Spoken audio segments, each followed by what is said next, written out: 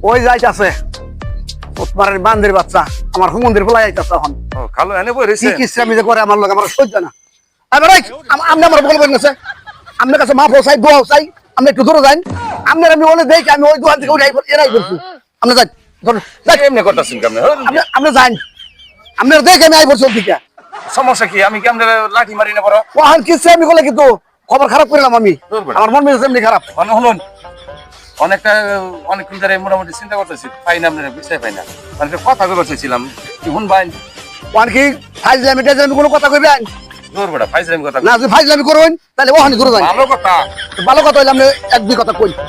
কই না আমি আচ্ছা কইতাছি আবার কিন্তু আবার কইন না যে আপনি না না না কই বুঝুন জানি কই না কইলেও দোষ আমরা নাকি কই শুনুন আমার খালারে দুই যেমনি বিয়ে না করতেন কারে বান করতেন বন্দির বাচ্চা বন্দি কাকুর তোর খালারে বিয়া না করলে তোর হরিণে নিয়ে করতাম তোর হরিণে করতাম আমি গেলে দিকে আমার চোখের সামনে দিকে লাড়ি আল্লাহর বাচ্চা কি কইছিলাম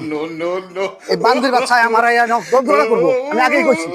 পরে দেখে হে মূর্তি গাই করছো আর যন্ত্রণা বাজারে না একটা চা খাইবে লেগে আমার শান্তি পাই না ও মন্দির পোলা করে কা